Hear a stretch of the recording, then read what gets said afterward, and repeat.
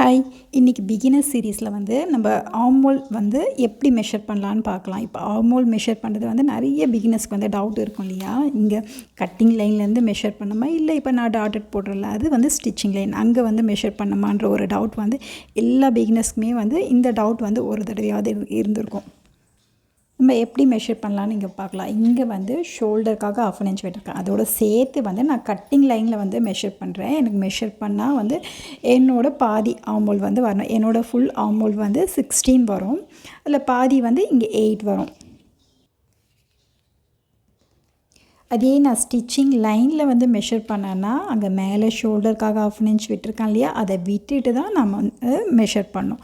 Measure பண்ணால் எனக்கு 8.25 வரும். எப்பயுமே கட்டிங் லைனுக்கும் ஸ்டிச்சிங் லைனுக்கும் ஒரு 1/4 இன்ச் வந்து டிஃப்ரென்ஸ் வரும் மெஷர் பண்ணும்போது. இந்த 1/4 இன்ச் வந்து ஈஸ்க்காக விட்டுட்டாலும் எனக்கு ஆர்மோல் வந்து கரெக்டாக இருக்கும்.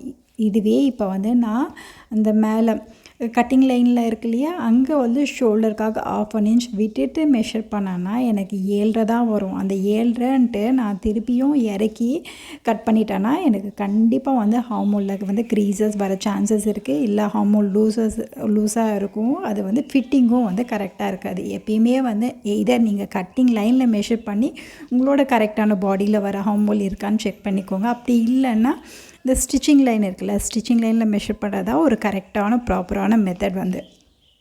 சில பேசிக் கார்மெண்ட்ஸ், ப்ளவுசஸ், குர்த்திஸ் இதுக்கு எல்லாமே வந்து அந்த கட்டிங் லைன் இருக்குது இல்லையா, அங்கே மெஷர் பண்ணுறதுமே ஒரு பெரிய சேஞ்சஸ் ஒன்றும் வராது.